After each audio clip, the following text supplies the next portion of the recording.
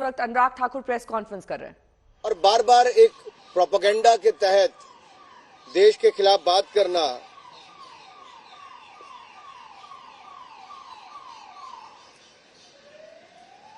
एक और सदन चल रहा है, लेकिन राहुल गांधी जी जहां दुनिया भर के देशों में जाकर कहते हैं कि उनको बोलने का अवसर नहीं दिया जाता, अगर देश में एवरेज अटेंडेंस देखी जाए तो उससे भी कम इनकी अटेंडेंस है पार्लियामेंट की।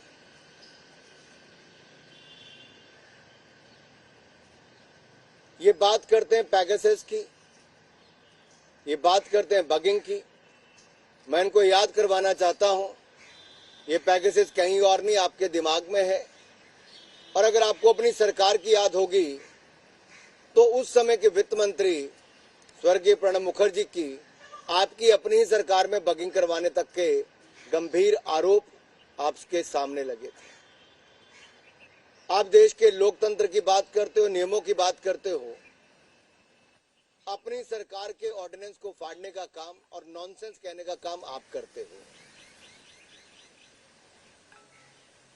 जहां एक और जम्मू कश्मीर की आप बात करते हो, आपकी सरकार के समय, कांग्रेस की सरकार के समय पथरावबाजी होती थी, कश्मीर को ज्यादा स्वायत्तता देने की बात होती थी, कश्मीर के हालात गंभीर होते थे।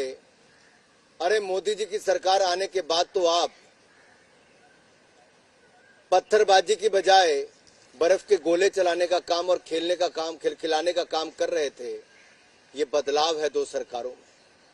आपके समय पथराव था, हमारे समय स्वागत होता है, रिकॉर्ड टूरिज्म होता है। आप बात करते हो माइनॉरिटीज की।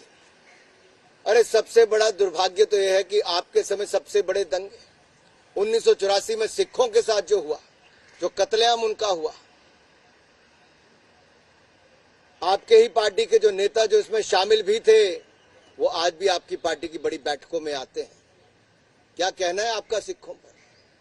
अरे नरेंद्र मोदी जी की सरकार आने के बाद तो करतारपुर कॉरिडोर को खोलने का काम किया, हेमकुंड साहब में रोपवे बनाया गया, अफगानिस्तान से गुरु ग्रंथ साहब एक बार नहीं 3 बार हवाई जहाज भेजकर सुरक्षित वापस लाने का सिख भाइयों को काम किया गया। गुरुओं का उत्सव 550वां प्रकाशोत्सव हो गुरु नानक देव जी का या 400वां गुरु तेग बहादुर जी का हो, वो धूमधाम से मनाया। साहिबजादों पर वीर बाल दिवस मनाने का काम मोदी सरकार ने किया। असुरक्षित माइनॉरिटीज आपकी सरकार के समय थे। आप इमरजेंसी जैसी सिचुएशन की बात मीडिया पर करते हैं। याद करो, आपकी ही सरकार थी, आर्टिकल 356 का दुरुपयोग किसी ने किया तो कांग्रेस ने किया है। भारतीय जनता पार्टी के नेताओं को जेल में महीनों तक डालने का काम, मीडिया को बंद करने का काम, ये कांग्रेस के समय हुआ है। और देश से बाहर जाकर आप देश को बदनाम करने का काम करते हो, भारत को दुनिया भर में बदनाम करने का काम करते हो। राहुल जी, आपको तुरंत वापस आकर सदन में, जहां देश से माफी मांगनी चाहिए, सांसदों से, संसद से माफी मांगनी चाहिए।